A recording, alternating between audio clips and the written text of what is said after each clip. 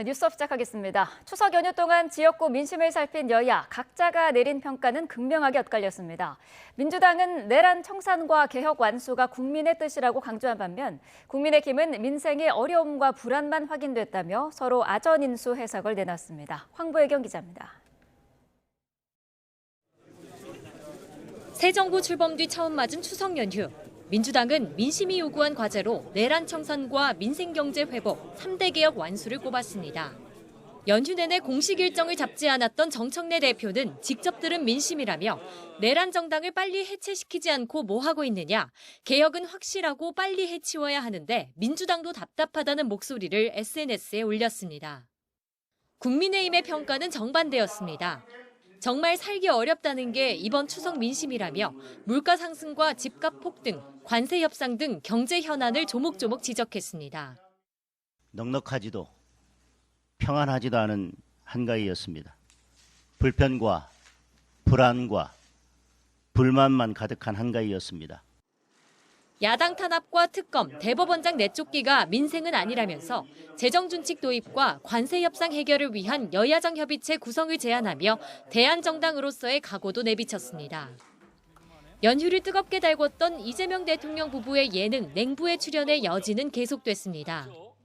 민주당이 K푸드 세계화를 위한 이 대통령의 전략적 선택이었다고 두둔하자 국민의힘은 쌀 피자를 먹을 때가 아니라며 냉장고가 아닌 관세를 부탁한다고 비꼬았습니다. 고군분투하는 대통령을 묻지마 트집잡기에 골몰하며 차라리 당명을 국민의 짐으로 바꾸십시오. K푸드 세계화를 자화자찬하고 있을 때 K철강과 K자동차는 현실이 된 관세 폭탄에 다만 여당 내부에서도 대통령실의 초기 대응을 아쉬워하는 목소리가 나왔습니다. 대통령실에서 솔직하게 잘 대응을 했었으면 좋았는데 하는 아쉬움은 있습니다.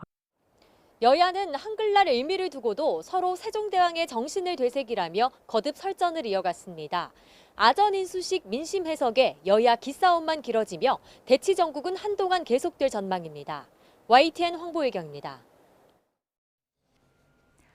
다음 주에 시작하는 국정감사를 앞두고 공수를 바꾼 여야는 치열한 창과 방패의 대결을 예고하고 있습니다. 민주당은 조희대 대법원장, 국민의힘은 김현지 대통령실 부속실장을 주요 타깃으로 삼았습니다. 김다연 기자가 보도합니다. 지난해 대법원 국정감사 모습입니다. 사법부가 미처 살피지 못한 부분에 대해서는 질책과 충고를 아끼지 말아주시고. 네, 조희대 대법원장님 수고하셨습니다. 이석을 하셔도 되겠습니다. 대법원장은 인사 말만 하고 자리를 떴고 법원 행정처장이 답변을 전담했습니다. 사법부 수장에 대한 입법부의 예우 차원인데 올해는 이런 관례를 보기 어려울 듯합니다. 민주당이 이재명 대통령이 대선 후보였을 때 유죄 취지의 파기환송을 결정한 배경을 캐묻겠다며 대법원장을 향한 질의를 예고했기 때문입니다. 오는 15일 대법원 현장 검증까지 추가로 잡아놨는데 불출석한다면 동행명령서 발부나 고발까지 검토하는 분위기입니다. 두 차례 노쇼로 투아웃 중인 조희대 대법원장에게 국민의 이름으로 경고합니다. 국정감사에 성실히 출석해서 국민의힘은 이재명 정권과 민주당은 사법부를 소나귀에 넣을 때까지 폭주하고 있다면서 김현지 대통령실 부속실장을 고리로 반격에 나섰습니다. 지도부 회의에선 김현지만 챙기지 말고 국민의 삶을 챙기라는 노골적인 비판이 이어졌고 나아가 실세는 본인이라는 강훈식 비서실장의 인터뷰도 소환됐습니다. 진짜 실세는 말이 필요 없습니다. 내가 실세다라는 말이 나오는 순간 그건 실세가 아니라 허세라는 것을 우리는 잘 알고 있습니다. 이재명 정부의 첫 국정감사에선 또 이진숙 전 방통위원장의 체포와 석방, 대통령 부부의 예능 출연, 국가 전산망 마비 사태 등도 도마 위에 오를 전망입니다. 야당의 시간으로 불리는 국정감사에서 국민의힘은 이재명 정권의 실정을 낱낱이 보여주겠다고 벼르고 있습니다. 민주당은 윤석열 내란 청산의 무대로 삼을 계획이라 상임위 곳곳에서 신구 정부의 충돌이 벌어질 거로 보입니다. YTN 김다연입니다. 내란 특검이 비상계엄에 관여한 의혹을 받는 박성재 전 법무부 장관을 상대로 신병 확보에 나섰습니다. 박 전 장관은 윤석열 전 대통령의 계엄 선포와 관련해 구속 심사를 받게 된 네 번째 국무위원에 이름을 올리게 됐습니다. 양희력 기자입니다. 지난달 중순 내란 특검은 박성재 전 법무부 장관을 내란 중요 임무 종사 혐의 등으로 소환했습니다.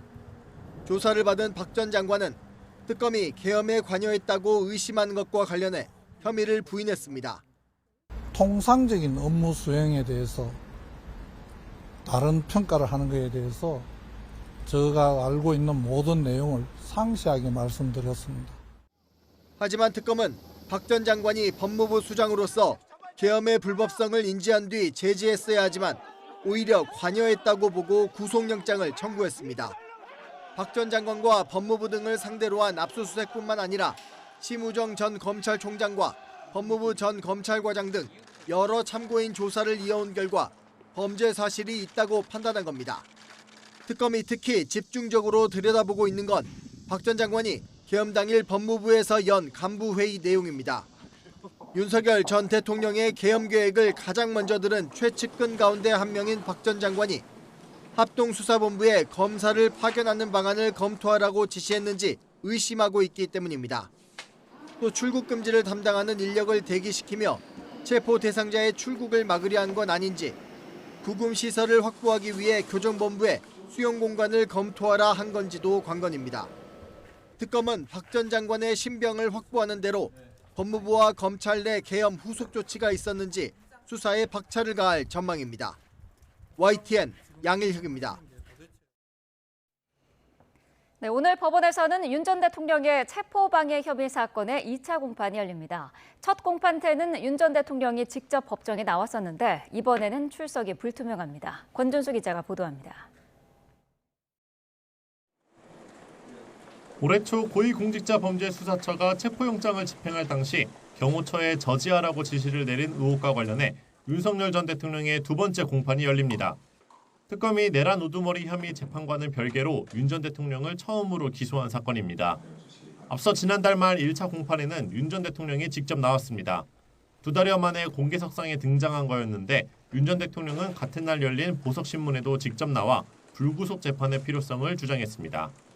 하지만 이번에도 윤 전 대통령이 법정에 나올지는 불투명합니다.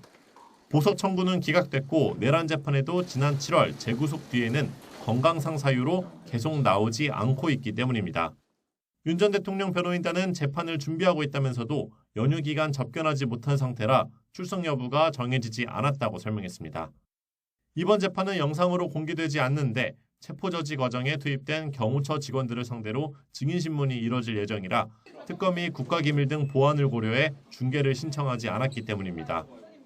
긴 연휴를 보낸 특검도 수사에 속도를 냅니다. 출범 100일을 맞은 김건희 특검은 국민의힘 권성동 의원 등 주요 피의자를 줄줄이 재판에 넘긴 데 이어 이달 들어 두 차례나 소환 조사에 불응한 한학자 통일교총재를 추가 소환 없이 구속 기소할 방침입니다. 또 공직자가 아닌 김건희 씨에게 뇌물 혐의를 직접 적용하기 어려운 점을 고려해 윤 전 대통령을 대상으로 소환 조사를 추진할 것으로 보입니다. YTN 권준수입니다. 국가정보자원관리원 운영관리 시스템이 복구되면서 화재로 중단된 시스템 수가 647개에서 709개로 정정됐습니다. 화재 발생 2주가 다 돼서야 기존 발표에서 누락된 시스템을 발견한 건데 정부는 사과하면서도 앞으로는 복구에 속도가 붙을 것으로 전망했습니다. 김기수 기자입니다.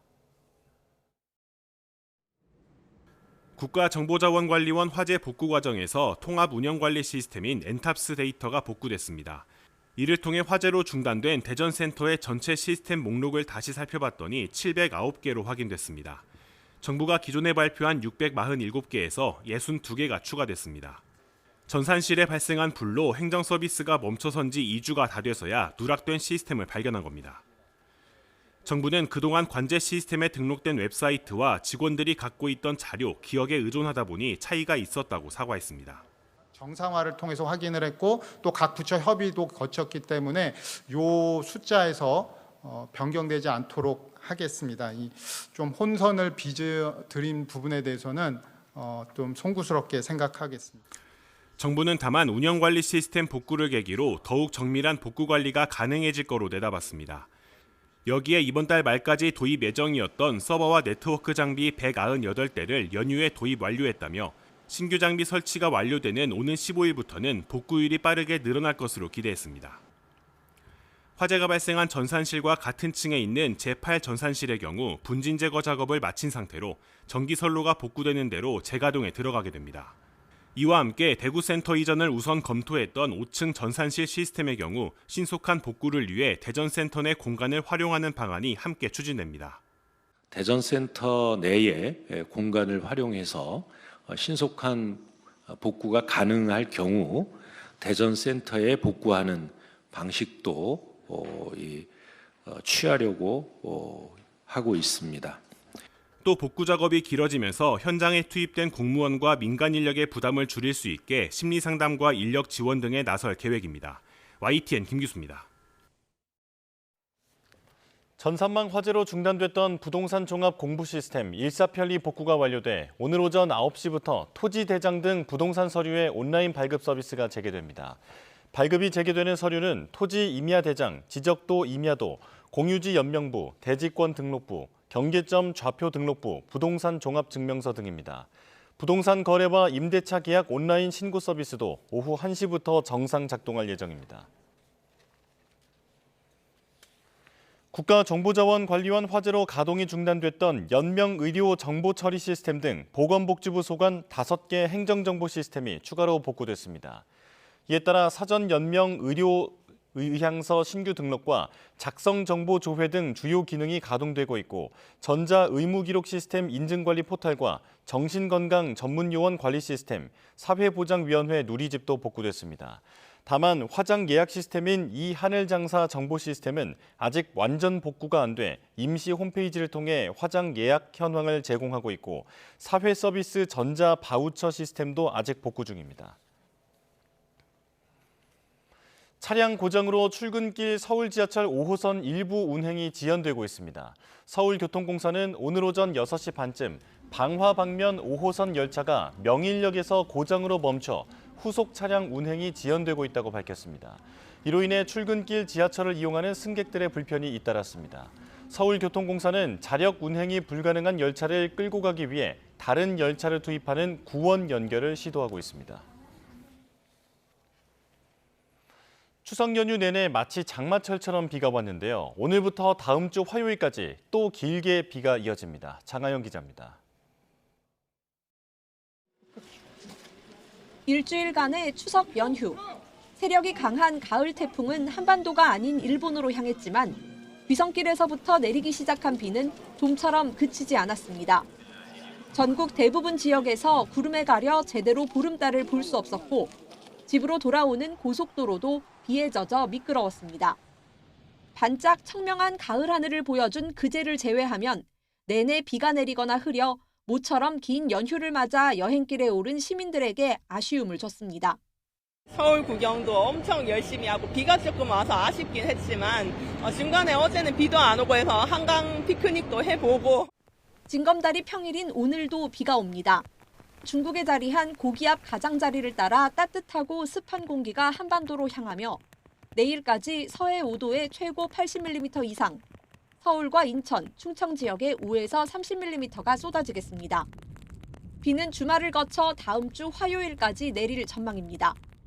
특히 경기 북부와 강원 북부는 20mm에서 60mm의 비가 예상되고 있어 연휴 마지막 나들이 하시는 분들은 이동 시 교통안전에 각별히 유의하시기 바랍니다. 기상청은 또 오늘과 내일 사이 서해의 돌풍과 함께 천둥, 번개가 치는 곳이 있겠다며 주의를 당부했습니다. YTN 장하영입니다. 긴 연휴를 마치고 어제 서울역과 버스터미널은 고향에서 올라온 귀경객들로 북적였습니다. 아쉬움을 뒤로한 채 일상으로의 복귀를 준비했는데요. 김대근 기자가 보도합니다. 열차가 서울역에 도착하자 승강장은 금세 귀경객들로 가득 찹니다. 며칠 만에 돌아온 서울. 고향에서 보낸 시간은 어느새 따뜻한 기억으로 남았습니다. 거의 제가 10년 동안 캐나다에 있었으니까 되게 오랜만에 부모님도 뵙고 또 이제 제 와이프 같은 경우도 이제 처음 보는 가족분들이 되게 많았기 때문에 저한테는 되게 뜻깊은 시간이었던 것 같습니다. 길었던 연휴 덕분에 시민들은 친척들도 만나고 가족들과 여행도 하며 즐거운 추억을 쌓을 수 있었습니다. 연휴가 길어서 할머니 댁도 갔다 오고 가족들이랑 여행도 가는 게 더 특별했던 것 같아요. 고속버스 터미널도 시민들로 북적였습니다.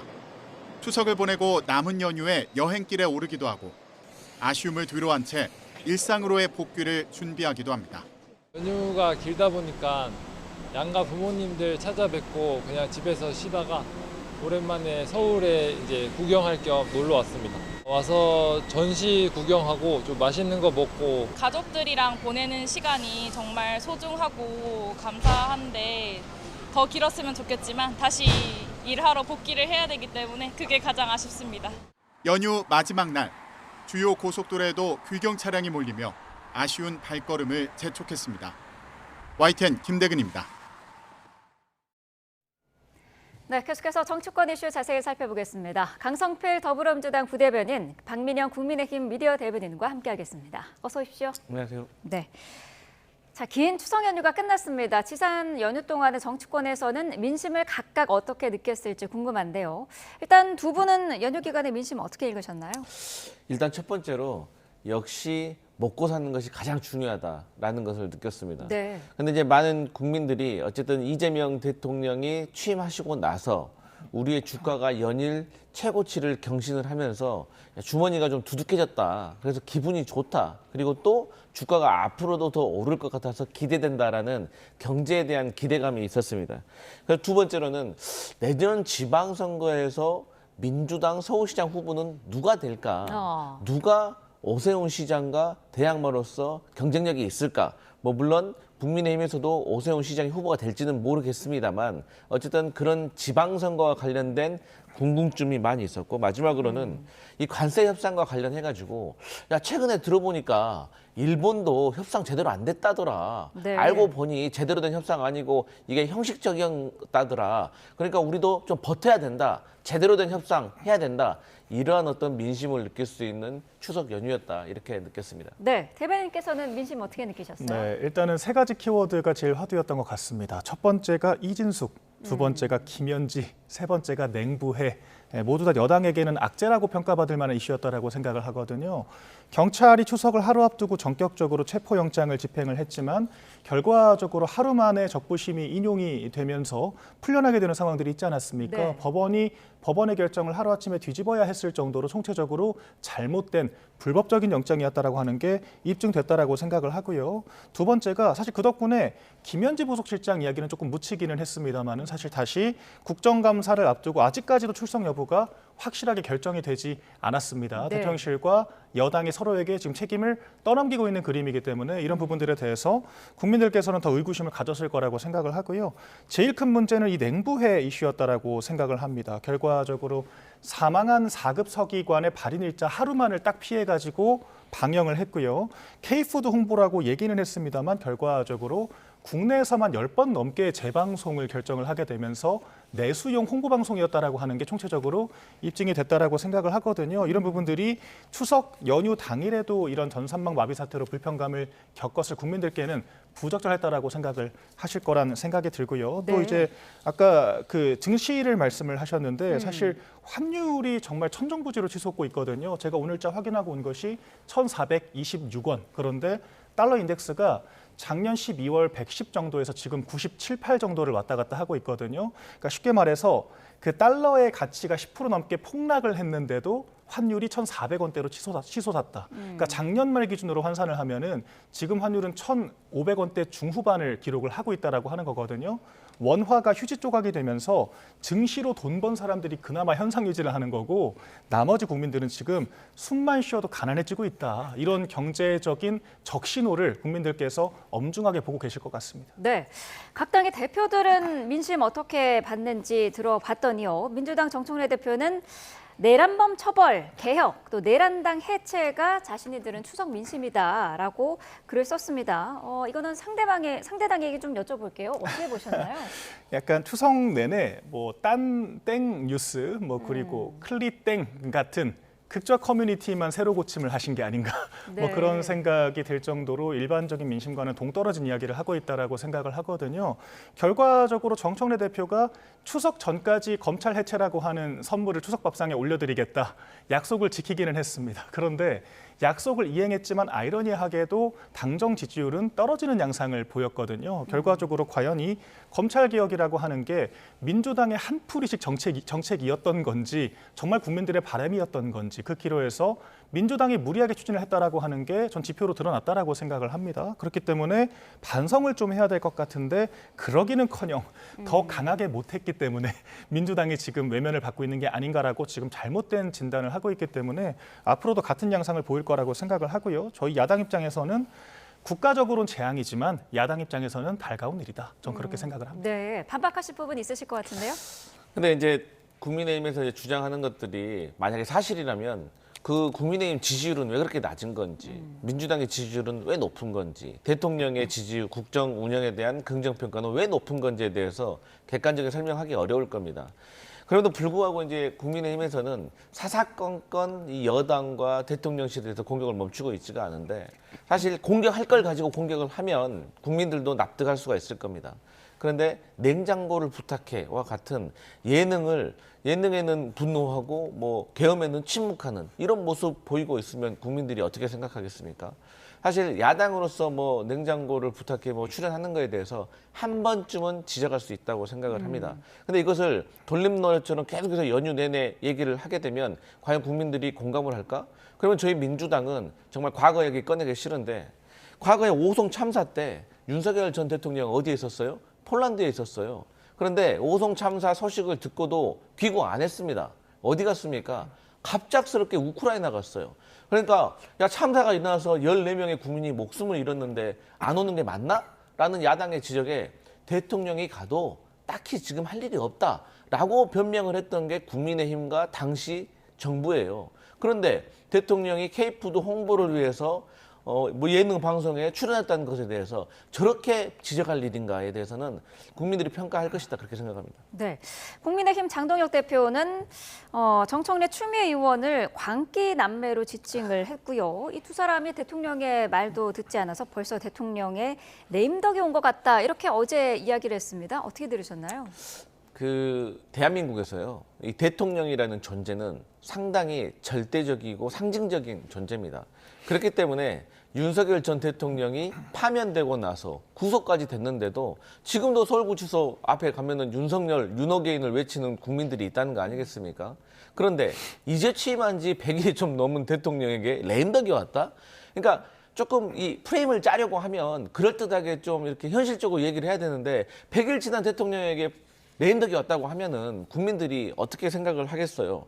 그리고 정청래, 추미애 두 사람이 말을 안 듣는다? 아니 그러면 정부 여당이 말 잘 들어야 됩니까? 국민의힘은 그렇게 말 잘 듣다가 망한 거예요. 그래서 대통령 파면된 거예요. 그런데 저희 민주당 보고 말 잘 들으라고 한 게 말이 됩니까? 그리고 그렇게 말 잘 안 듣던 여당의 대표들 몰아내고 말 잘 듣는 대표 세웠는데 어떻게 됐어요? 그렇기 때문에 민주주의 사회에서 여당이 대통령이 잘하는 것은 잘 뒷받침하고 잘 못하는 거 됐고 좀 잘못된 것 같으면은 쓴소리도 할 수 있는 거죠. 근데 거기에 대해서 말을 안 듣는다라는 표현은 좀 인식 자체가 잘못된 것 같다 이렇게 생각합니다. 네, 반박하실 내용 있으시죠? 네, 일단은 민주당이 요새 이슈를 이슈로 덮는 그런 무리수를 계속 두고 있다라고 저는 생각을 하거든요. 사실 정청래, 추미애, 광기남매에 앞서서 이 조희대 대법원장 사퇴를 둘러싸고 서영교, 부승찬이라고 하는 찌라시 남매도 사실 굉장한 활약을 했습니다. 그렇기 때문에 결과적으로 민주당만 보이고 대통령은 보이지 않는다라고 하는 그런 비난, 혼란 섞인 반응들이 다름 아니라 대통령 것을 내서 나오고 있다라고 하는 거거든요. 이런 것들은 야당의 지적을 넘어서 과연 당정 간의 화협이 이루어지고 있는가에 대해서 당정이 반성을 해봐야 할 부분이라고 생각을 하고요. 사실 저희가 레임덕이라고 지금 주장을 하고 있잖아요. 그런데 저희가 명청대전이라고 하는 네이밍을 했을 때도 민주당에서는 낭설이다라고 반응을 했습니다. 그런데 이제 와서는 상당히 가시화가 되어 있고 지지자들 간의 분열이 나타나고 있다라고 저희는 생각을 하기 때문에 이런 부분들은 좀 돌아볼 필요가 있다라고 생각을 하고요.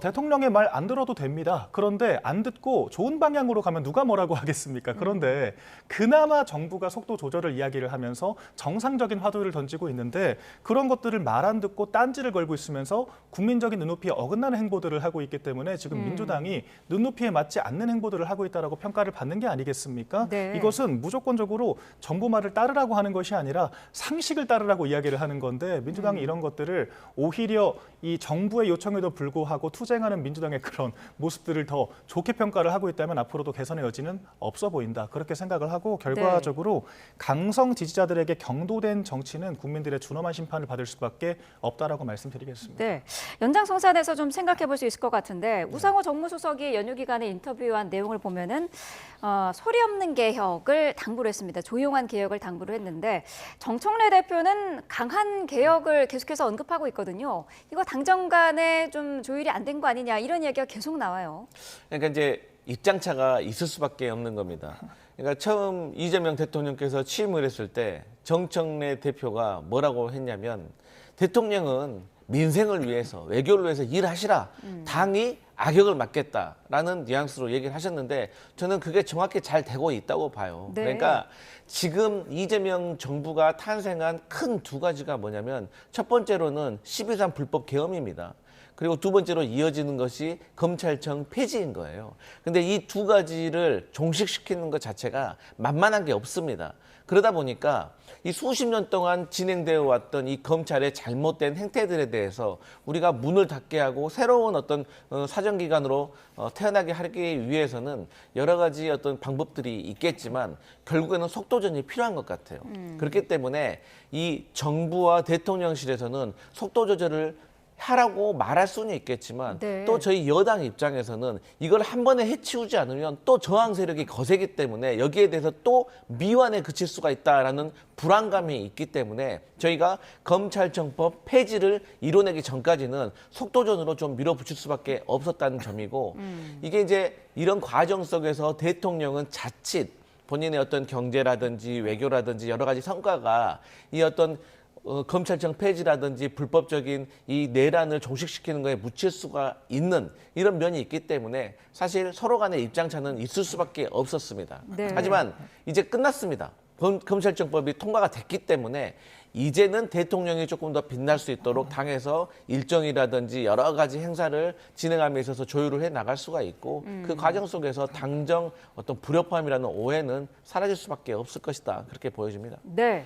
불협화음이라는 오해였다라고 하셨는데 어떻게 보세요? 투트랙 전략이었을까요? 엇박자였을까요? 일단은 대통령실 입장에서는 조용히 하고 싶겠죠. 왜 그러냐면 지금 민주당이 하고 있는 게 개혁으로 포장된 이재명 대통령에 대한 면소법을 추진하고 있다라고 저희는 보고 있기 때문이거든요. 이를테면은 배임죄 폐지, 그다음에 1심 무죄 시 항소 금지, 그리고 표현의 그 허위사실 공표죄에 대해서 행위 규정을 삭제를 하겠다. 그리고 연어 술 파티 운운하면서 지금 공소 취소를 하라고 압박을 하고 있잖아요. 이런 것들이 전부 다 뭐 나름대로의 포장지는 가지고 있습니다. 기업을 위해서 배임죄를 폐지하겠다. 뭐 그런 얘기까지 하고 있는데 결과적으로 대통령이자 동시에 5개 혐의를 지금 재판을 받고 있는 피고인 이재명 대통령을 위한 선물이 아닌가라고밖에 생각을 할 수 없는 거거든요. 그렇기 때문에 뭐 소리 없는 개혁을 하겠다라고 하는 것은 저는 그렇게 개인적으로 생각을 하고, 근데 민주당 입장에서는 이것을 마치 또 치적처럼 내세우고 싶어 하는 것 같아요. 검찰 개혁에 너무 많은 사람들이 숟가락을 올리려고 하다 보니까. 그런데 이런 것들이 국가 사회의 시스템 자체를 뒤바꾸는 그런 중대 결정 아니겠습니까? 그런데 그런 결정을 속도 전만 앞세워서 무리하게 추진하는 것이 과연 합당한가, 이런 의구심이 있을 수밖에 없는 거고요. 또한 지금 우상호 정무수석의 이와 같은 발언에 대해서 민주당 내 박지원 의원이 네. 카톡에서나 할 얘기를 밖에 나가서 하고 있다, 이렇게 또 지적을 했거든요. 쉽게 말해서 당무 개입하지 말라고 지금 벌써부터 경고장을 완곡하게 날린 겁니다. 그런데 대통령실의 이런 지적들에 대해서 당무 개입이라고 하는 불쾌한 인식을 갖고 있다라고 하는 것 자체가 앞으로도 협조할 생각이 없다라고 하는 것이고요. 집권 세력과 이런 정부 여당이 합의하지 못하고 불협화음을 보낸다라고 하는 것 자체가 국민들께는 굉장한 우려 사인이 될 수가 있는 거거든요. 이런 뒤엉킨 실타래를 풀어야지만 국민적인 신뢰를 회복할 수 있다라고 저희는 보고 있습니다. 네, 덧붙이실 내용 있으실까요? 저는 국민의힘이 저희 민주당과 정부를 이렇게 걱정하는지 몰랐어요. 아, 정말 감동적입니다. 그런데 그렇게 말하기에는 지난 3년 동안의 윤석열 정부에서 이 당과 그리고 대통령실의 이 일사불란한 지휘체계 때문에 얼마나 나라가 망가졌습니까? 그렇기 때문에 저는 이제 국민의힘에서 우리 당과 이 대통령실과의 불협화음이 있는 거 아니냐라고 걱정해 주는 건 고맙지만 사실 그럴 자격이 있는가에 대해서 한번 여쭤보고 싶고 제가 다시 말씀드리지만 이 당과 이 대통령실이 일사불란하게 움직인다는 것은 민주주의 사회에서 맞지가 않습니다. 그렇기 때문에 적절한 긴장감을 반드시 유지해야 되는 것이고 그러한 과정 속에서 서로 타협해 나가면서 제대로 된 민심을 청취해 나가면서 국정 운영을 제대로 할 수 있는 것이다. 저는 그렇게 생각을 해요. 네. 자, 추석 연휴 정치권에서 화두가 됐던 내용 가운데 이재명 대통령 부부의 예능 출연 부분은 앞서서 두 분이 또 신랄하게 또 이야기를 해주셨는데요. 여기와 관련해서는 한 가지만 좀 더 짚어보겠습니다. 지금 박지원 의원, 민주당 박지원 의원이 대통령실의 초계 대응에 대해서 미숙했었다라는 표현을 썼거든요. 이 부분은 어떻게 봐야 될까요? 미숙했었다. 저는 뭐 그 부분에 있어서는 여러 가지 의견이 있을 수도 있다고 생각을 합니다. 네. 아마도 이제 대변인실에서 최초에 이제 뭐 그 국민의힘에서 공격했던 대통령의 무슨 잃어버린 48시간과 관련해가지고 대응을 하는 과정에서 얘기를 하시는 것 같은데 뭐 이제 그런 부분도 저는 뭐 평가할 수도 있다고 생각하지만 어쨌든 결과가 중요하다고 생각을 해요. 저도 사실 이 냉장고를 부탁해라는 이 예능 프로그램을 실시간으로 시청하기 전에는 약간 갸우뚱한 면이 있었습니다. 그런데 보고 나니까 야 잘했다라는 생각이 들더라고요. 그 이유는 아주 간단합니다. 이 대통령이 K푸드 홍보를 위해서 할 수 있는 것은 다 하면 좋겠다라는 것이 확신이 들더라고요. 그리고 이 프로그램을 통해서 지금까지 한식의 세계화에 대한 패러다임을 조금 바꾼 것 같아요. 그 전에는 외국의 음식과 한국의 음식을 적절히 섞어가는 이 퓨전이 한국 음식의 홍보였다고 하면 이제는 그냥 가장 한국적인 음식 그대로를 홍보를 하는 것이 또 세계화로 가는 두 번째 패러다임이라고 생각을 하는데 이 부분에 있어서 대통령이 나와서 홍보를 했기 때문에 이러한 어떤 얘기들이 잘 통할 수 있겠다라는 생각이 들었습니다. 그리고 결정적으로 간단한 거예요. 아니 대통령이 그러면은 화재가 났으면 그 현장 가가지고 계속 지켜보고 있어야 됩니까? 그건 아니잖아요. 화재가 났으면 거기에 맞는 적절한 지시를 내리고 또 거기에 대해서 점검을 하고 또 관세 협상에 대해서도 신경 써야 되고 경제도 신경 써야 되고 안보도 신경 써야 되지. 뭐 그거 일이 한번 일어났다고 해서 아무것도 안 하고 있을 수 있겠습니까? 그렇기 때문에 저는 지금 냉부회라는 그 예능 프로그램 출연에 대해서 국민의힘에서 계속해서 공격하는 것은 조금 부질없다 이런 생각합니다. 네. 제가 좀 짚어드리고 싶은 것이 K푸드는 이미 해외에서 많이 활성화가 되어 있습니다. 그런데 지금 관세 협상 실패의 여파로 2달 연속 작년 동월 대비 과자나 라면 수출이 20%대 가까이 줄어들었다라고 하는 통계가 있거든요. 정확히는 과자는 25%가 줄어들었고 라면 수출도 18%가 줄어들었습니다. 이미 홍보가 잘 되어 있는 K푸드 하나 방어하지 못하면서 있는 것도 못 지키면서 그 시래기 몇 점 올라가 있는 이재명 피자를 보여주고 K푸드를 홍보했다라고 이야기를 하는 것이 너무도 궁색하다. 저는 그런 생각을 좀 했고요. 그리고 지금 야당이 과도하게 문제 제기를 했다라고 평가를 하시지만 대통령실의 허위 브리핑 때문에 그런 문제가 생겼다라고 하는 걸 숙지를 해야 되거든요. 지금 박지원 의원도 그 부분을 지적을 하고 있는 겁니다. 처음에 주진우 의원이 9월 28일 촬영을 했다라고 의혹 제기를 했을 때 대통령실이 그런 일 없다라고 허위 사실이라고 일축을 했거든요. 그런데 같은 대변인인 김남준 대변인이 다음 날 나와서는 28일 촬영한 것이 맞다라고 또 시인을 했습니다. 왜 그런 거짓말을 했는가 이런 생각이 드는 건데 총체적으로 지금 네티즌 수사대까지 나서가지고 그날의 진실을 파헤치고 있잖아요. 이 셰프의 시계는 거짓말을 하지 않는다라 그래서 이 방송 촬영 중에 캡처된 사진들을 보니까 촬영 시작 시간이 약 1시 정도로 추정이 되고 촬영을 최소 4시까지 진행을 했던 것으로 또 추정이 됩니다. 그러면은 최소 예능 촬영을 3시간 했다라고 하는 건데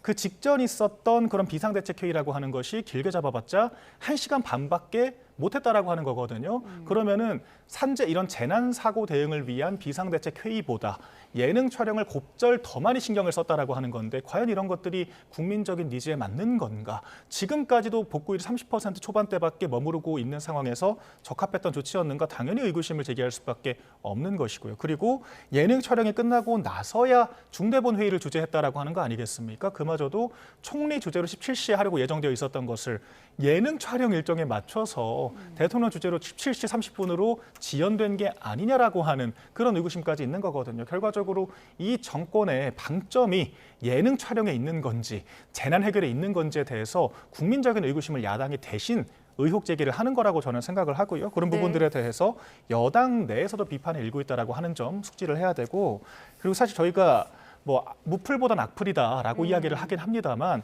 시청률 높다고 자화자찬을 할 게 아닙니다. 그 유튜브 영상의 좋아요, 싫어요 비율을 보면은 싫어요가 10배 가까이 되거든요. 이런 것들이 국민들의 준엄한 목소리라고 하는 점도 숙지를 해야 될 것 같습니다. 네. 근데 제가 이런 얘기 좀 안 하고 싶은데 과연 저는 국민의힘에서 그런 말할 자격이 있는가? 물론 이번에 강유정 대변인이 약간 미숙한 점이 있었다고 인정을 해요. 그런데 지난 윤석열 정부에서 예를 들어서 강모 대변인도 과거에 김건희 씨가 대통령실 가가지고 사진 찍었어요. 그때 누구 휴대폰 가지고 찍었냐고 하니까 대통령실 직원 휴대폰이라고 했어요. 근데 그거 누구 휴대폰이었습니까?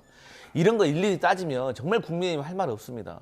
그렇기 때문에 저는 이번에 결국에 문제는 대통령이 이런 국가적인 화재의 사고가 났는데 거기에 대해서 제대로 된 점검을 하고 지시를 하지도 않고 본인의 인기를 위해서 예능 프로그램에 출연했다라고 하면 이건 지적받고 비난받아야죠. 네. 하지만 그날 오전에도 회의를 주재하고 촬영이 끝나고 오후에도 또 주재를 해서 이 사고 현장과 관련된 것들을 제대로 챙기고 있었기 때문에 저는 이걸 가지고 계속해서 비판하는 것이 맞은가에 대해서 돌아봐야 된다 이런 네. 생각합니다. 짧게만 반론을 드리자면 그 민주당이 박근혜 전 대통령의 세월호 7시간을 지적을 했었잖아요. 민주당이야말로 그 업보를 좀 생각을 해야 될 것 같아요. 그 당시에도 중대본 회의를 개최할 때까지 7시간이 걸렸다라고 지적을 한 거거든요.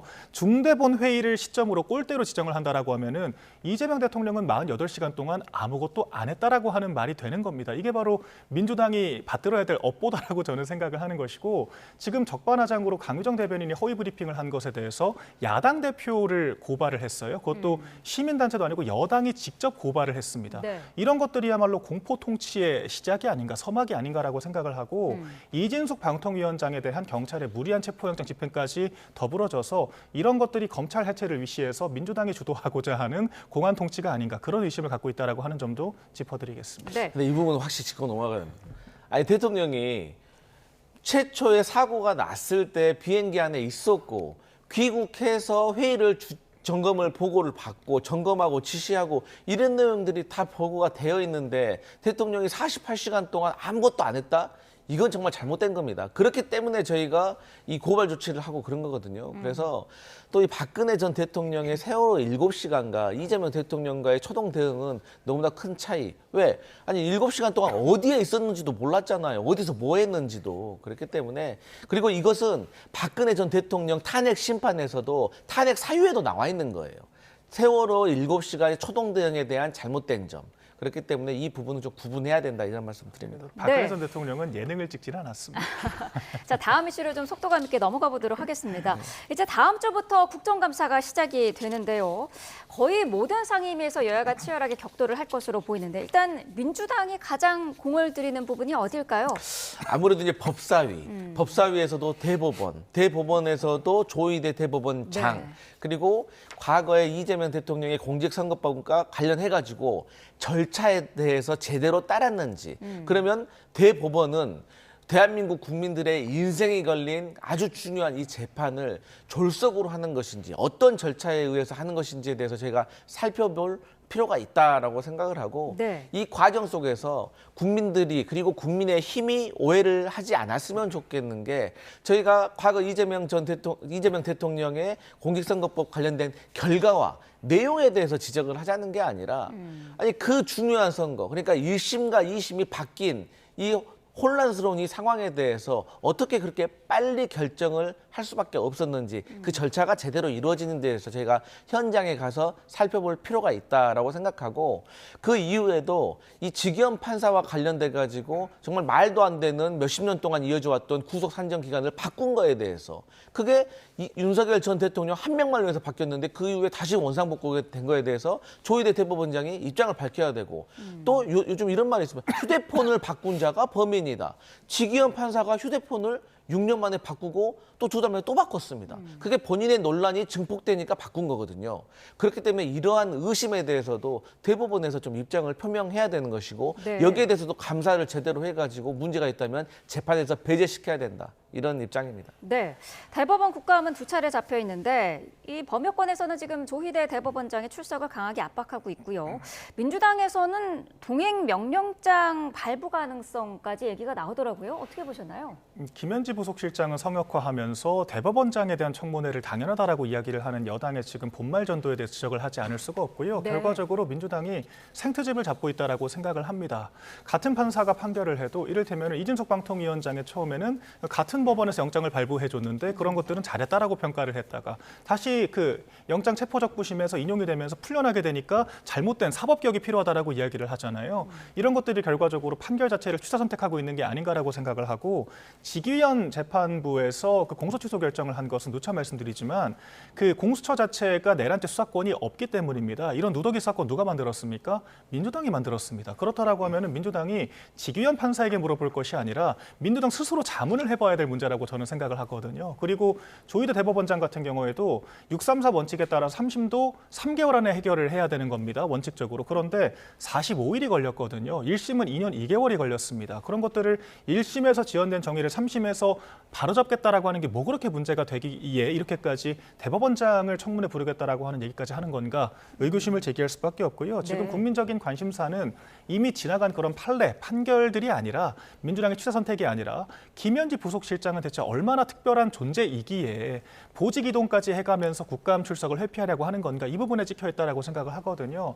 이런 부분들이 조속히 합의가 돼서 당정이 서로에게 책임을 떠넘길 것이 아니라 국민 앞에 당당하게 그런 입장을 밝히는 모습을 보여줬으면 좋겠다라고 하는 말씀을 전합니다. 네, 조희대 대법원장은 어쨌든 출석을 안 할 가능성이 지금으로서는 상당히 높은데 동행명령장 발부까지 가는 건가요? 어떻게 보시나요?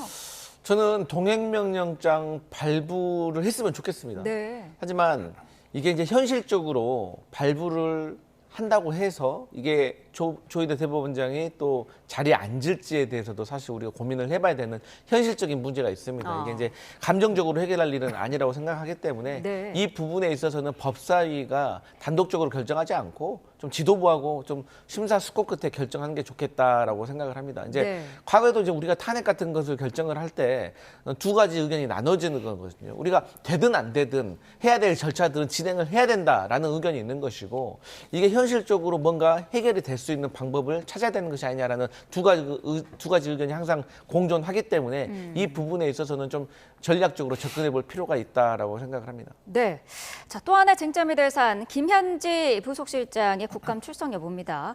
일단 송원석 원내대표에 따르면은 운영위 말고 다른 상임위에도 출석시켜야 한다는 건데 어떤 이유 때문인가요? 일단은 너무도 의구심이 많이 드는 지금 인사를 했지 않습니까? 이게 지금 대통령실에서는 통상적인 인사 이동이었다라고 얘기를 하곤 있습니다만 그 말을 누가 믿겠습니까? 결과적으로 당정 간에 그 인사 이동이 있기 전부터 김현지 전 총무비서관을 국회 출석시키는 게 맞냐 아니냐에 대해서 갑론을박들이 있었잖아요. 그리고 대통령실에서도 처음에는 출석을 할 거라고 이야기를 했다가 개인 사정 변동이 있다라고 또 말을 바꿨다가 결과적으로 보직 이동으로 지금 유야무야 무마를 시키려고 하고 있다라고 저희는 보고 있거든요. 그렇기 때문에 대체 어떤 일들을 해왔길래 이런 식의 처우를 받는 건가, 민주당 내 특별 대우를 받고 있는 건가, 이런 부분들에 대해서 국민적인 의구심이 있을 수밖에 없다라고 생각을 합니다. 또한 국정감사라고 하는 것이 그와 같은 국민적인 의구심에 대해서 국회가 규명을 하고 검증을 하는 과정에 있는 거잖아요. 그렇기 때문에 필요에 따라서 여러 상임위에 출석을 할 수가 있다라고 하는 것이 저희 입장인 것이고요. 기본적으로 운영위는 무조건적으로 나와야 하는 겁니다. 왜 그러냐면 총무비서관 역할을 지금 정권 초부터 4개월 동안 해왔지 않습니까? 총무비서관이 대통령실 내부 인사부터 특활비 집행, 회계관리까지 총체적인 그 내부 곳간 관리를 하는 위치인데 본인이 그 역할 실권을 다 누렸으면서 이제 와서 나는 부속실장이 됐으니 신임 총무비서관이 나가라? 이렇게 얘기하는 것은 너무도 무책임한 것이고요. 고위공직자로서 국민들 앞에 떳떳하지 못한 모습이라고 저희는 생각을 하기 때문에 이런 부분들만이라도 여당이 분명하게 입장을 밝혀야 한다라고 생각을 합니다. 네, 박수현 대변인이 어제 한 얘기에 따르면은 김현지 실장이 국감에 출석하는 것으로 알고 있다라고 하던데요. 이거 어떤 내용인가요? 그러니까 국민의힘은 좀 뉴스를 제대로 보고 그 내용에 대해서 충실하게 답변을 해야 될 것 같아요. 아니 우상호 정무수석이 100% 출석한다라고 했고 한정혜 저희 민주당의 정책위 의장도 출석한다. 박지원 의원도 출석한다. 또 방금 말씀하셨던 것처럼 박수현 저희 당의 대변인이 출석한다는데 왜 자꾸 출석 안 한다고 거짓말을 하는 거예요. 이러면 안 돼요. 제가 말씀드리잖아요. 출석한다는 오해가 할지 안 할지 모르는 기간은 분명히 있었습니다. 하지만 그것을 정부에서 당에서 책임 있는 사람들이 확실히 나오겠다고 밝혔으면 그 이후로 이제 종료가 돼야 되는데 아직까지도 안 나온다는 식으로 저렇게 얘기를 하게 되면은 이거 저희가 뭐하러 나와서 말을 합니까? 나중에 정말로 운영위가 열렸을 때 안 나오면 그러니까 우리가 이렇게 의심하는 거 아니냐 이렇게 얘기할 수 있지만 지금 현재 상황은 나온다고 하잖아요. 그렇기 때문에 저는 여기에 대해서 계속해서 안 나온다는 식으로 얘기하는 것은 저는 언론을 좀 호도한다고 저는 생각을 하기 때문에 그리고 네. 이번에 김현지 실장을 총무비서관에서 실장으로 보직 이동을 한 것이 김현지 실장을 안 나오게 국감에 안 나오기 위해서라고 그렇습니다. 야당 입장에서는 오해할 수도 있다고 생각을 해요. 하지만 저희 민주당이라든지 대통령실은 도대체 국민의힘에 어느 장단에 맞추라는 거예요?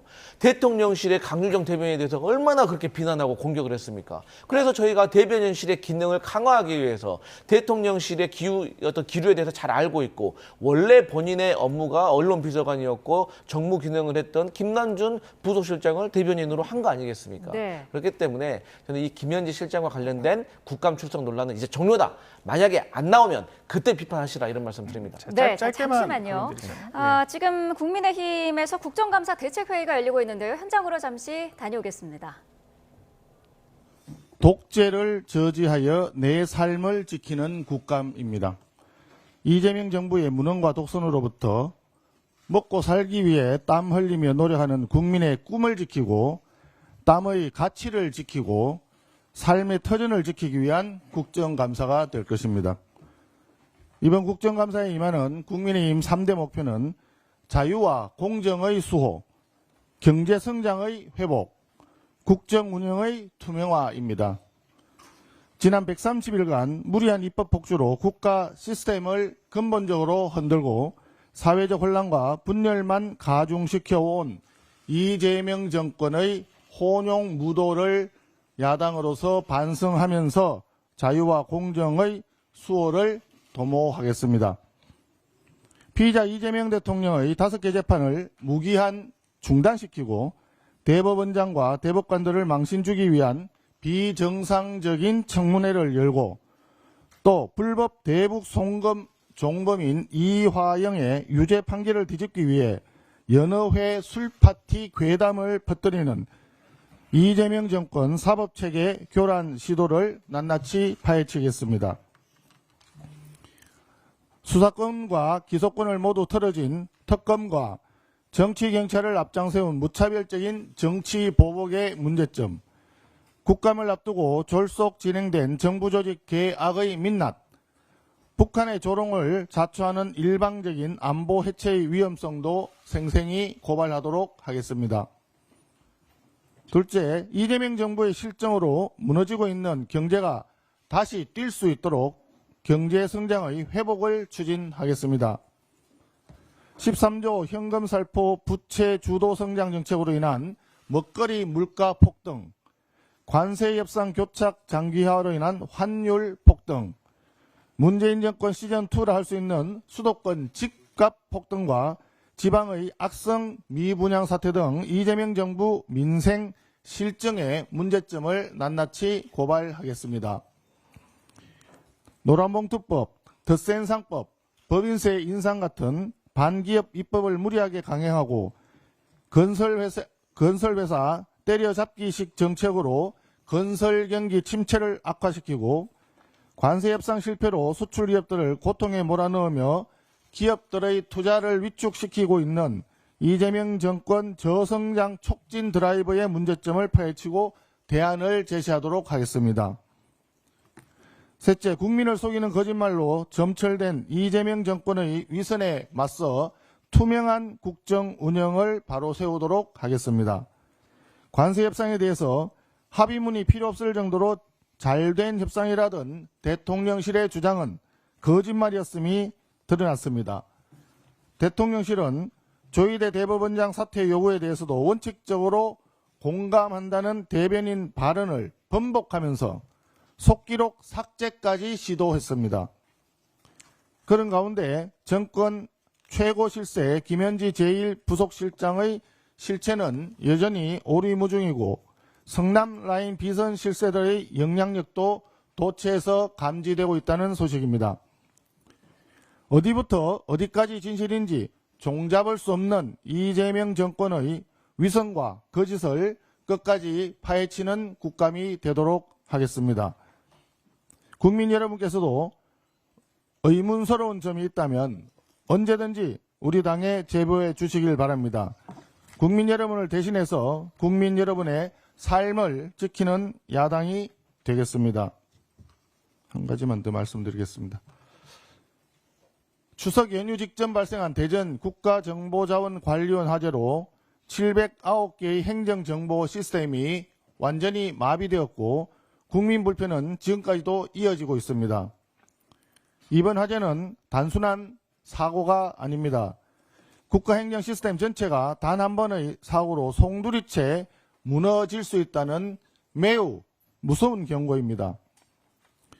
국민의힘에서는 국가정보자원관리원 화재 사태에 대한 국정조사를 더불어민주당에 제안합니다. 원인 규명과 복구 지연 사유, 시스템 관리와 컨트롤 타워 책임까지 국정조사를 통해서 낱낱이 밝혀져야 합니다. 특히 정부는 화재로 중단된 시스템이 647개로 했다가 어제 다시 확인한 결과 709개로 정정했습니다. 주먹구구식 관리도 아닌데 화재 발생 후 2주가 되어가면서 피해 규모조차 정확하게 특정하지 못한 정부의 책임이 크다 하겠습니다. 화재 원인 역시 불분명합니다. 교체 작업 매뉴얼이 지켜졌는지 평소 관리가 부실했는지조차 밝혀지지 않고 있습니다. 국민이 원하는 것은 한 점 의혹이 없는 진상규명입니다. 이번 국가재난을 두고 화재 원인, 피해 규모, 컨트롤타워인 대통령실의 대응까지 총체적인 부실을 전면 재점검하고 책임 소재를 끝까지 밝혀내는 조사가 이루어져야 합니다.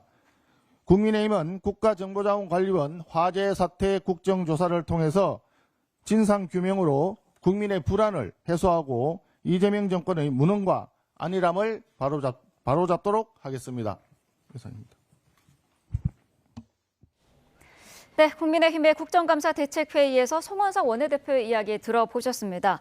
특검과 정치경찰을 앞세운 정치보복의 문제점을 이제 언급을 하면서 대법원장에 대한 비상식적인 청문회다라는 언급도 했었습니다. 자, 국민의힘에서 어떤 입장이 나왔는지 정리 좀 해주시죠. 네, 일단은 대법원장 같은 경우에는 직접 선출이 되지 않았다라고 하는 것뿐이지 국민적인 선택을 받은 그런 국회 동의를 얻어서 대통령이 임명을 하는 거지 않습니까? 네. 그렇기 때문에 선출직에 준하는 그런 지위를 인정을 받는 것이고 이 3권의 핵심적인 수장 역할을 하고 있다라고 평가를 받잖아요. 그렇기 때문에 원칙적으로나 관례적으로나 국회 출석을 하지 않아왔던 건데 그런 대법원장에 대해서 성역이 없다라고 하면서 출석 요구를 했다라고 하는 점은 민주당이 이재명 대통령에 대한 국회 출석 요구도 받아들여야 하는 논리적인 모순이 발생한다라고 하는 점, 그런 부분들을 짚을 수밖에 없다라고 생각을 하고요. 또한 지금 경제적인 부분이 저희는 계속해서 지금 우려가 되는 상황입니다. 민주당이 50조 가까운 지금 예산을 집행을 했다라고 하고 정권 초부터 지금까지 추경만 30조 가까이 하지 않았습니까? 그리고 내년 700조가 넘는 예산을 편성을 했습니다. 매년 이자 부담만 내년부터는 30조가 넘어갈 거다라고 평가를 받고 있는 상황이기 때문에 지금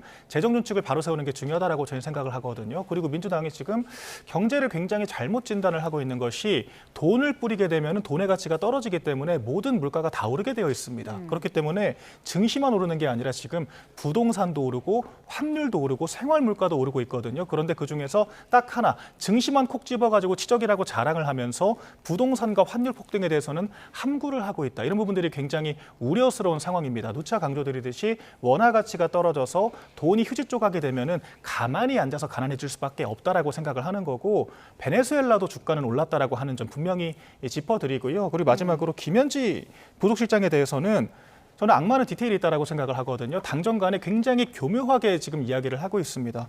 그 박수현 수석 대변인은 김현지 실장이 국감 출석하는 것으로 안다라고 대통령실에서 그렇게 이야기를 했다라고, 사실 회피를 했다라고 저는 생각을 하고요. 네. 우상호 정무수석은 국회가 의결을 하면 100% 출석한다라고 이야기를 했거든요. 결과적으로 당정의 주거니 받거니 하면서 책임 떠넘기기를 하면서 엉뚱하게 말을 지금 돌리고 있는 게 아닌가라고 저는 의심을 하고 있는 거고, 그렇기 때문에 저희가 분명한 입장을 밝히라고 이야기를 하고 있다는 점, 민주당이 답변할 책임이 있다라고 생각을 합니다. 네, 자 송호석 원내대표가 앞서서 화재로 인한 행정 시스템 마비와 관련해서 국정조사를 민주당에 이제 제시를 한다라고도 언급을 했는데 이 부분은 어떻게 보세요? 저는 국정조사 했으면 좋겠습니다. 네. 그러면은 이 문제의 근본적인 어떤 왜 일어나는지에 대해서 알 수 있을 것 같아요. 그러니까 이거는 사실 예산을 투입해가지고 이 행정망과 관련된 것을 시스템을 확장했으면 될 일인데, 그것을 윤석열 정부에서 긴축재정이라는 말로 예산을 세우지 않았기 때문에 일어난 일이라고 생각을 하거든요. 그리고 지금 계속 경제 얘기하고 있는데 환율 얘기, 12.3 불법 개업 일어나고요. 한동안 1,430원에서 1,440원을 왔다 갔다 하다가 1,450원 돌파한 적도 있습니다. 그리고 윤석열 전 대통령의 이 불법적인 비상 개업 때문에 경제적인 손실이 총체적으로 계산하면 130조에 이른다고 생각을 해요. 또 GDP가 감소되고 주식시장에서는 130조의 시가총액이 날아갔어요.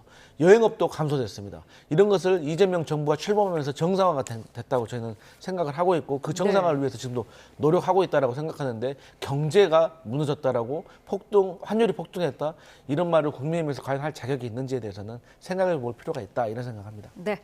자, 오늘 전국 두 분 말씀 여기까지 듣겠습니다. 강성필 더불어민주당 부대변인, 박민영 국민의힘 대변인과 함께했습니다. 고맙습니다.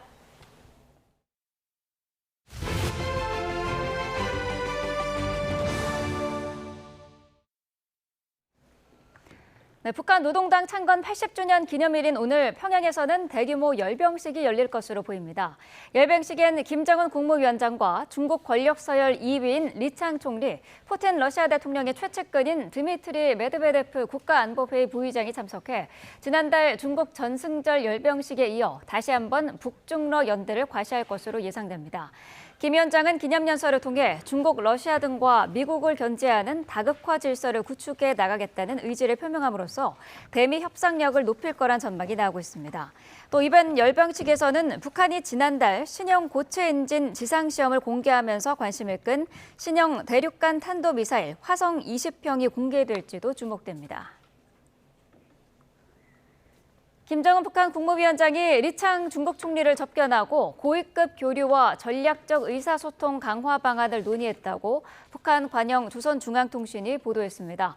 조선중앙통신은 김 위원장과 리창 총리가 어제 평양에서 만나 양측의 친선 협조 관계를 전면적으로 발전시키기 위한 고위급 왕래와 전략적 의사소통, 다방면적 교류와 협력을 확대해 나가는 문제를 논의했다고 밝혔습니다. 또 시진핑 국가주석은 김 위원장에게 별도의 축전을 보내 국제 정세가 어떻게 변하든 북한과의 관계를 훌륭히 소후하고 발전시키는 건 중국 당과 정부의 변함없는 방침이라고 강조했다고 통신은 전했습니다. 가자 구호 선단이 납포된 지 사흘째를 맞은 가운데 동행한 한국인 활동가 1명이 이스라엘 현지 교도소에 함께 수감된 것으로 파악됐습니다. 우리 정부는 외교 채널 가동에 나섰고 이스라엘은 신속한 석방을 위해서 협조를 약속했습니다. 정유신 기자입니다. 고속정을 탄 무장한 이스라엘군이 구호 선박에 올라탔습니다. 작동 중인 카메라를 발견하고 총으로 망가뜨립니다. 현지 시간 8일 이스라엘군이 가자 지구에 접근하던 국제 구호선단 11척을 납포했습니다. 구호선단엔 가자 지구 병원을 지원하기 위해 1억 5천만 원 상당의 의약품 등이 실려 있었습니다. 전 세계에서 모인 의사와 활동가들과 함께 한국인 김하연 씨도 동행했습니다. 제 이름은 하현김이고 대한민국 출신입니다. 이 영상을 보고 계신다면 우리는 바다에서 가로막혔고 제 즉각적인 석방을 요구해 주시기를 호소합니다. 김 씨를 포함한 활동가들은 이스라엘로 압송됐고 이스라엘 남부 사막에 있는 테치오트 교도소에 수감된 상태로 파악됐습니다. 주로 팔레스타인 테러리스트를 수용하는 시설로 가혹한 환경으로 악명이 높은 것으로 알려졌습니다. 최근 스웨덴 환경운동가 그레타 툰베리도 해당 교도소에 수감됐다가 추방됐습니다. 시민사회 긴급행동은 김 씨 등 활동가들을 테러리스트 취급하는 것이라며 즉각 석방을 촉구했습니다. 우리 정부는 김 씨의 조속한 석방을 위해 외교 채널을 총가동하고 있습니다. 이에 대해 이스라엘 측은 한국인이 신속하게 석방될 수 있도록 협조하고 안전 보장을 위해 모든 노력을 다하겠다고 답했습니다. 현지 언론들은 앞서 납포된 활동가들과 마찬가지로 절차를 거쳐 조만간 추방될 예정이라고 보도했습니다. 전날 이스라엘과 하마스는 트럼프 대통령이 주도해 마련한 가자지구 평화구상 1단계에 합의했습니다. 휴전이 발효되면 식량과 의료품을 실은 구호트럭 행렬이 가자지구로 대규모 진입하고 민간 구호 활동도 본격화될 전망입니다. YTN 정준입니다. 트럼프 미국 대통령은 하마스에 옥류된 이스라엘 인질들이 오는 13일이나 14일에 석방될 예정이라고 밝혔습니다. 무장 해제 조치도 이어질 거라고 했는데 하마스는 수용할 수 없다는 입장을 냈습니다. 워싱턴에서 신윤정 특파원이 보도합니다. 도널드 트럼프 미국 대통령은 가자 지구에 남은 생존 인질 20명 전원이 다음 주 월요일이나 화요일에 석방될 것이라고 말했습니다. 미 동부 시간 기준으로 오는 13일 또는 14일로 이스라엘과 하마스가 가자 평화구상 1단계에 합의한 데 따른 조치입니다.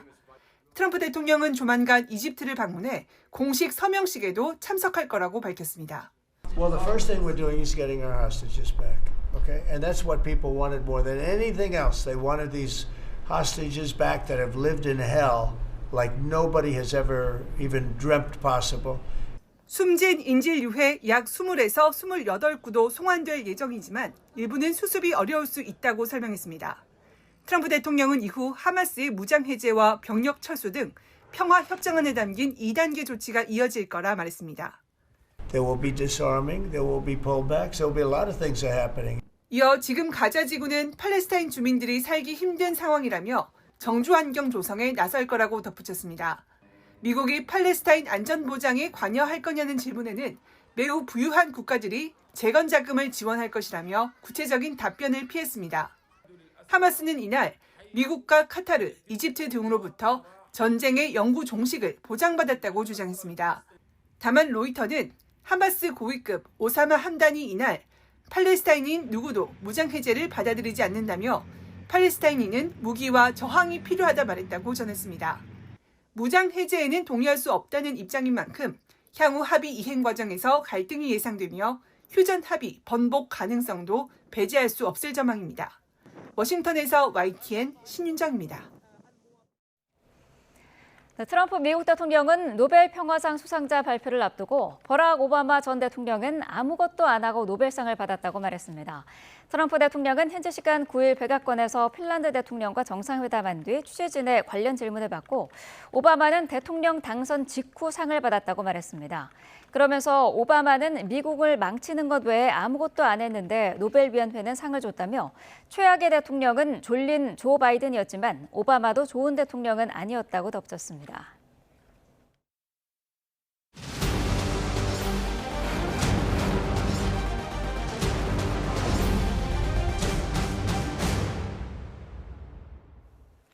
(3대) 특검 수사 과정을 짚어보는 연속 보도 순서입니다. 내란 특검의 외환 의혹 수사는 이제 막바지에 접어들었습니다.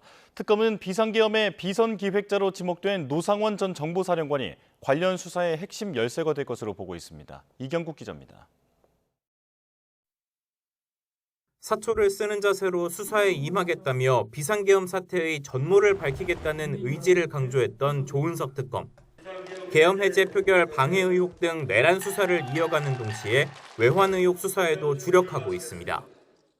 외환 행위가 내란을 위한 준비 작업이었을 수 있는 만큼 반드시 실체를 밝혀야 한다는 게 특검의 입장입니다. 그간 특검은 무인기 평양 투입, 아파치 헬기 북방 한계선 위협 비행, 정보사 요원 북한 접촉 시도 등 제기된 의혹 전반을 수사해왔습니다. 관련 수사는 이제 막바지에 접어들었는데 특검은 그간 파악한 내용을 토대로 범죄 사실을 구성하고 내부 법리 검토를 진행할 방침입니다. 특검은 수사 내용 막판 점검 과정에서 오상원 전 정보사령관의 진술과 수첩이 결정적 역할을 할 것으로 기대하고 있습니다. 군 핵심 관계자들이 의혹을 강하게 부인하는 가운데 북한 공격 유도 등이 적힌 수첩과 노 전 사령관의 관련 진술은 군의 움직임과 계엄의 연결성을 입증할 근거가 될 수 있기 때문입니다. 비상계엄하고 엮으려고 하고 그러고 있는데 제가 그런 적이 없는데.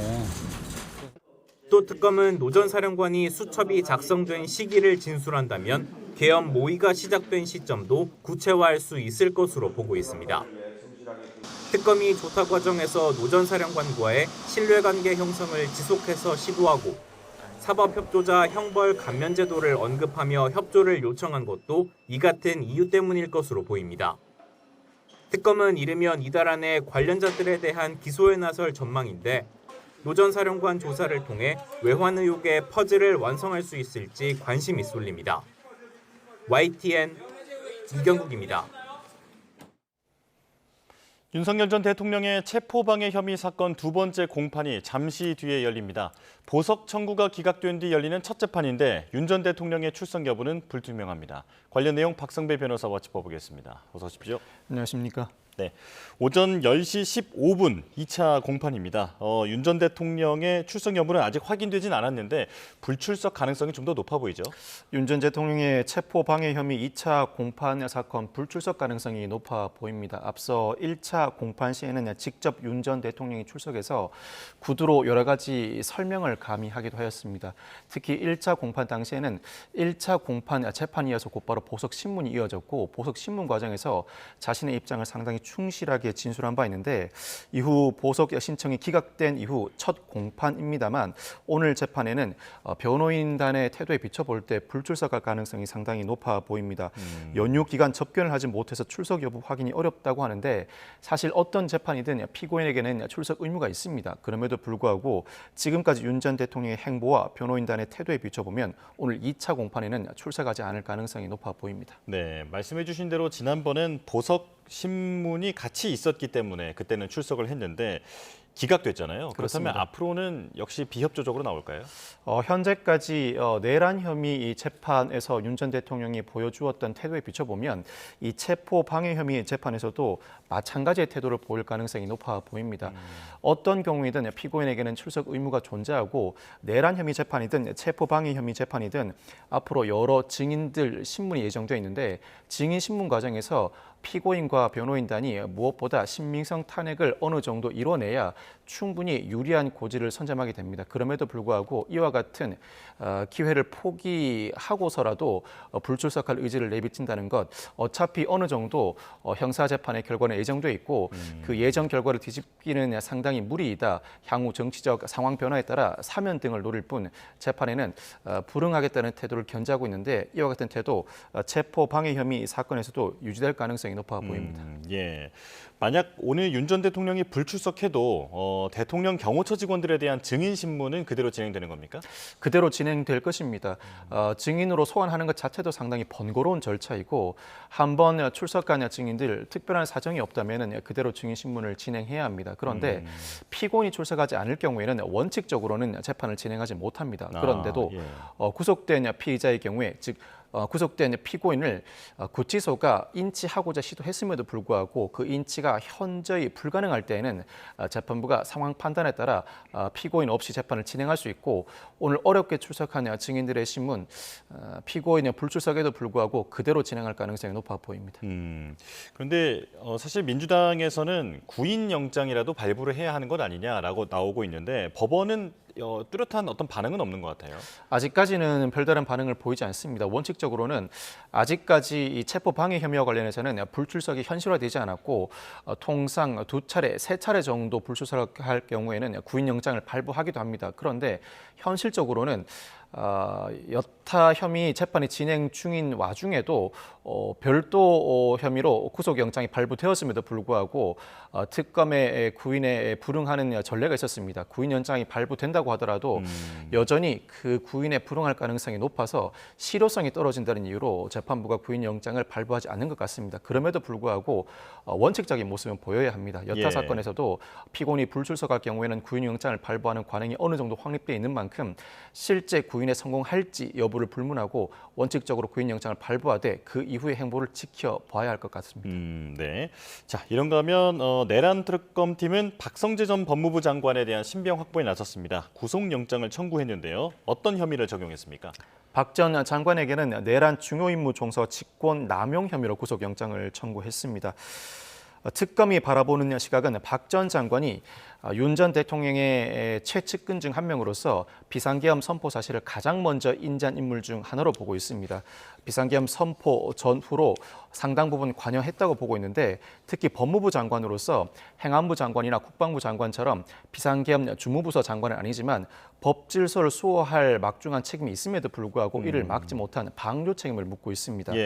박 전 장관은 계엄 반대 의견을 개진했다고 주장하지만 특검은 충분히 개진하지 않았거나 사실상 개진하지 않았다고 보고 있는데 사실 특검은 이 수준을 넘어서서 즉 방조 수준을 넘어서서 일정 부분 비상계엄 실행 과정에서 관여하였다고 보고 구속영장 청구에 나서게 되었습니다.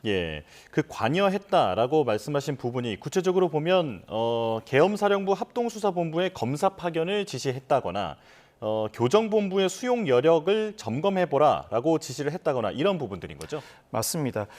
비상계엄 선포 직후에 관부회의를 소집했는데 이때 합수본에 검사 파견 검토를 지시한다거나 법무부에 출국금지팀 대기를 지시한다거나 교정본부에 정치인을 수용하기 위한 수용 여력 점검을 지시하였다는 혐의를 받고 있습니다. 사실 이와 같은 회의 과정에서 나오는 발언들과 지시 하달 과정은 회의의 참석자들과 실무자들이 존재하는 만큼 입장의 차이는 있을지언정 이와 같은 발언이 존재하였다는 사실은 바꾸기가 상당히 어려워 보입니다. 어느 정도의 지시가 있었고 이 지시를 순차 하달하는 과정에서 실무자들이 일정 부분 움직임도 보였을 것인데 이를 두고는 박 전 장관이 원론적인 지시라고 주장하고 있습니다. 사실 자신은 원론적인 지시를 하였음에도 불구하고 실무자들이 알아서 움직였다거나 서로 간의 의사소통에 문제가 있었다는 취지로 항변할 가능성이 높은데 이 부분을 영장 전담 판사에게 어느 정도 설득해낼지가 관건이라고 할 수 있습니다. 자, 그런데 특검은 사실 지금 박 전 장관에게는 내란을 성공시킬 목적으로 이러한 일들을 했다라고 보고 있는 거잖아요. 그렇다면 내란 중요임무 종사 혐의가 적용이 되는 건데 만약에 유죄가 입증되면 이것도 큰 처벌이 내려지게 되는 거죠. 내란 중요임무 종사도 법정형이 상당히 높습니다. 내란 수괴죄에 버금갈 정도로 법정형이 상당히 높다 보니 유죄가 선고된다면 상당 기간의 실형 선고는 불가피합니다. 다만 현재 구속영장 청구 나아가서 향후 재판 과정에서 어느 정도 범죄 혐의가 입증되는가가 관건인데 앞서 한덕수 전 총리에 대한 구속영장 청구는 기각된 반면에 이상민 전 행안부 장관에 대한 구속영장 청구는 발부되었습니다. 이 둘 사이의 근본적인 차이는 실질적으로 어느 정도 관여하였는지입니다. 방조 정도의 혐의라면 앞으로도 방조 혐의가 인정되는지 혐의가 인정된다면 어느 정도 수준으로 인정될지 다툼이 상당히 치열할 전망인 반면에 어느 정도 실질적인 관여를 했다면 이때는 내란 중요임무 종사 혐의가 그대로 적용될 가능성이 높습니다. 한 전 총리와 달리 이상민 전 행안부 장관의 경우에는 일정 부분 아직까지는 범죄 혐의 소명 단계입니다만 비상계엄 선포 이후에 실행 과정에서 상당 부분 개입하였다는 점을 영장 전담 판사가 받아들인 것입니다. 박성재 전 장관의 경우에도 영장 전담 판사가 실행 부분에 상당 부분 개입하였다는 부분 혐의를 상당 부분 소명되었다고 판단한다면 향후 재판 단계에서도 박 전 장관은 다소 불리한 위치에서 이와 같은 실행 행위에 가담하지 않았다는 부분을 적극적으로 해명해야 할 위치에 서게 됩니다.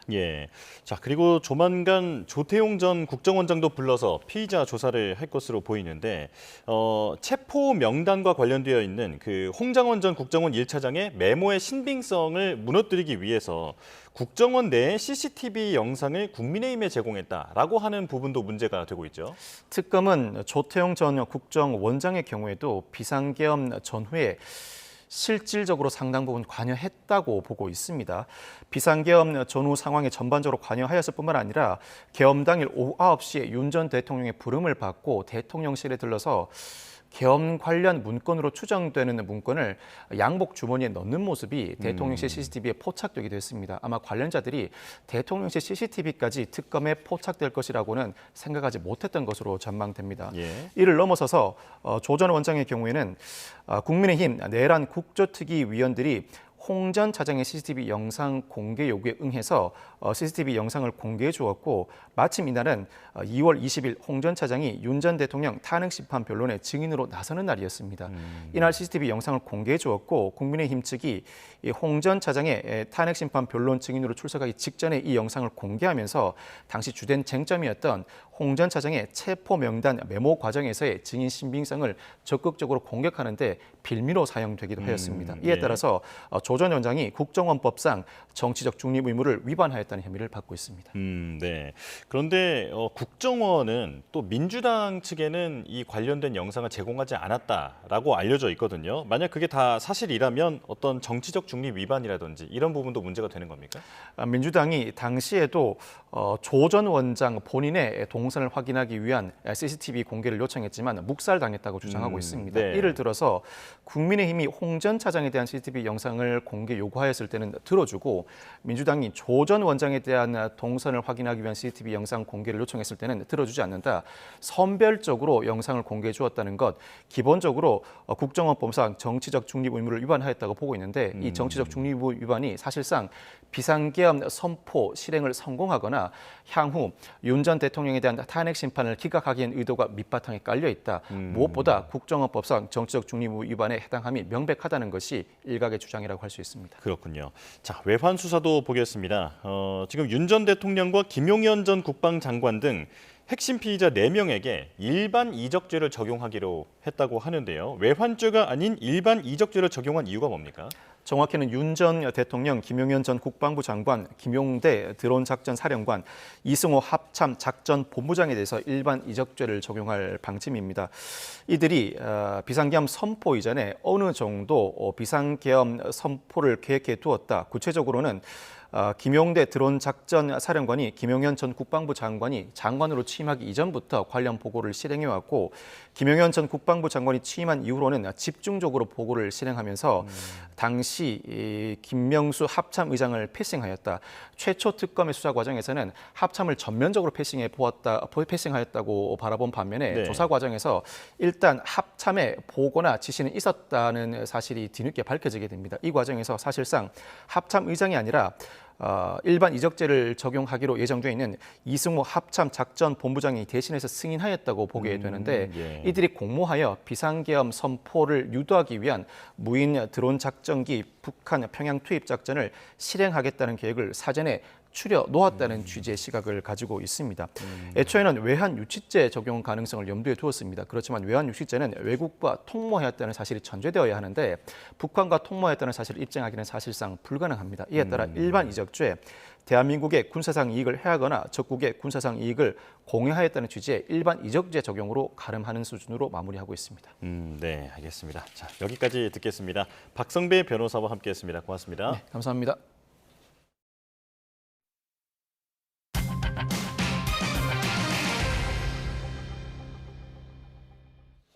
이번엔 증시 보겠습니다. 지난주에 3,500선을 넘어섰는데 지금 오늘은 장중에 3,600선까지 돌파했다고 하는데요. 현장 분위기 바로 살펴보겠습니다. 자, 연휴 뒤에 코스피가 상승 재개했습니다. 사상천 3,600선을 돌파했는데요. 현재는 소폭 하락해서 3,590포인트 선을 지나가고 있습니다. 자, 코스닥은 반대로 파란불이 켜져 있는 상황이고요. 코스피는 1.17% 현재 오르고 있는 상황입니다. 장 개시할 때는 1.38%가 올랐었고 장 중에는 3,600포인트까지 돌파하기도 했습니다. 자, 하지만 코스닥은 분위기가 좀 다른데요. 약보합권을 보이면서 853포인트를 지나가고 있습니다. 자, 사실 뉴욕 증시가 우리 증시가 연휴 동안 쉬는 동안에 사상 최고치를 연일 경신했었는데요. 셧다운 장기화 우려가 있었습니다만 뉴욕 증시가 계속 상승하면서 연휴 이후 우리 증시에는 어떤 영향을 줄지 관심이 모였었습니다. 자, 오늘은 반도체주로 역시나 수급이 몰리면서 장중에 한때 3,600포인트를 돌파하기도 했습니다. 자, 원달러 환율도 좀 자세히 보겠습니다. 연휴 사이에 무려 1,420원대로 상승한 상황인데 오늘 23원 오른 1,423원으로 개장했습니다. 원화 약세 그리고 달러 강세가 함께 겹친 영향으로 풀이됩니다. 자, 증시 소식은 이어지는 뉴스에서 전해드리겠습니다.